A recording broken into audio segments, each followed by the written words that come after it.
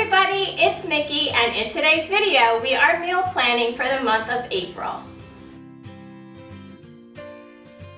If you are new here, welcome to my bashful life. I'm Mickey. Here we are all about organizing the home and family, cooking, decorating, DIYs. I would love for you to hit that subscribe button down below. I have new videos coming out every week, and I would love for you to follow me over on Instagram at My Bashful Life. So last month in March, I put out a meal planning calendar that you guys all seem to really enjoy, and we were able to make a couple recipes from the calendar. So I have for you today a free download down below and on my blog at mybashfullife.com, the April meal planning calendar.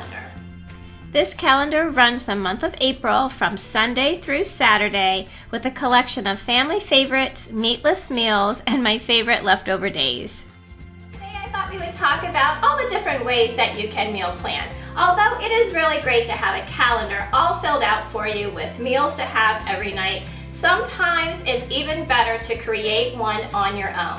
Creating a weekly meal plan really does not have to be complicated. You don't need to have a different recipe every day of the month. We all have our family favorites and the ones that the kids really look forward to, like Taco Tuesday or Pizza Friday. I think it's really important to consider the whole family when making your meal plan, and I think sometimes just taking it a week ahead of time is sometimes the best approach. So the way that I usually go about meal planning is I have all of our family favorite recipes divided into binders. In those binders, I include, recipes that you pull out of a magazine or that you see online or are a favorite from an old cookbook. So if you have followed me for a while, you have probably seen one or two of my recipe organization videos, and I keep my recipes in binders just like this one.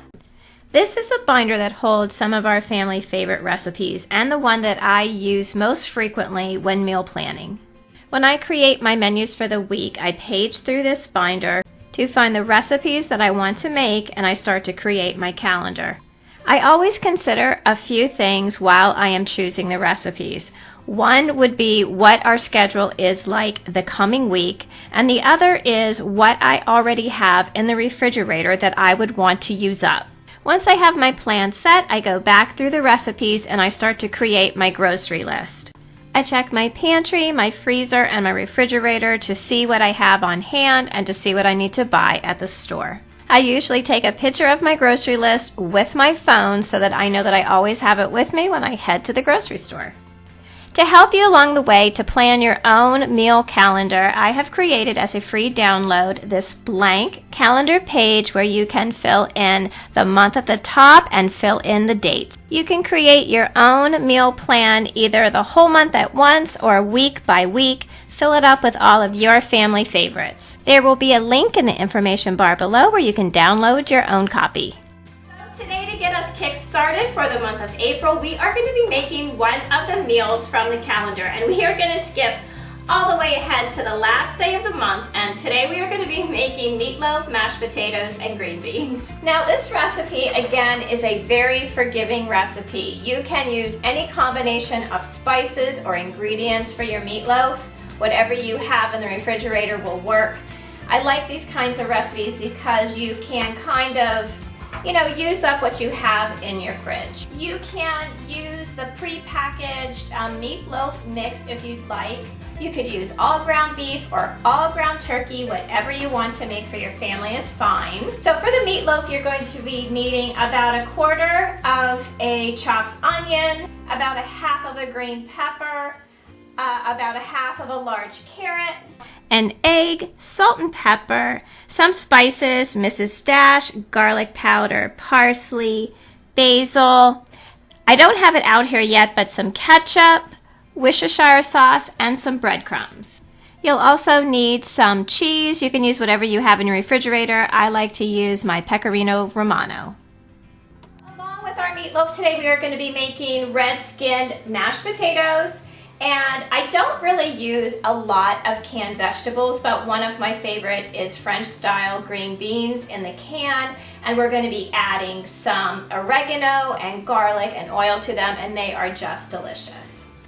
Here I have all of my veggies prepped, and instead of chopping them, I like to use my small little food processor to puree them. I think it releases the juices of the vegetables, which really add a lot of flavor to the mix. Go ahead and put your 2 packages of your meatloaf mix in a large mixing bowl.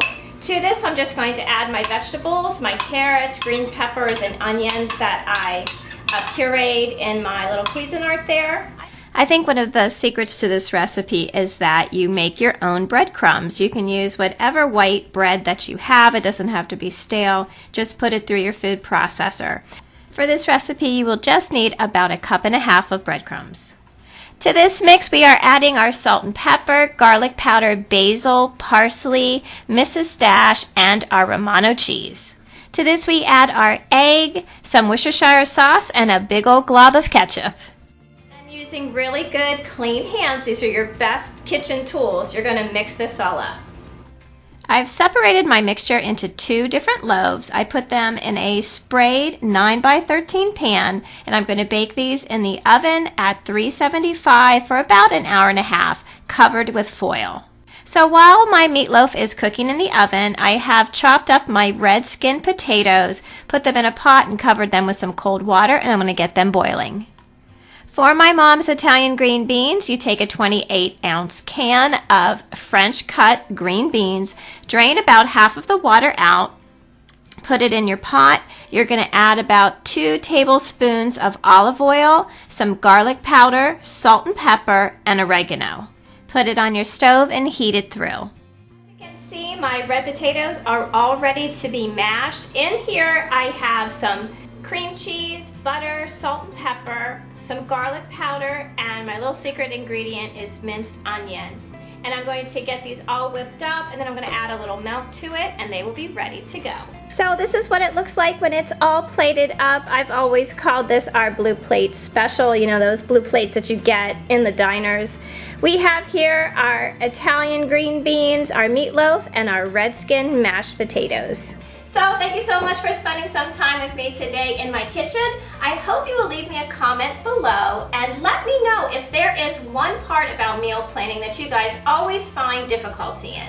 Please don't forget to subscribe. I have new videos that come out weekly. So until I see you in that next video, let's all be kind to each other, and I hope that you love the life that you have, and I will see you again soon. Bye!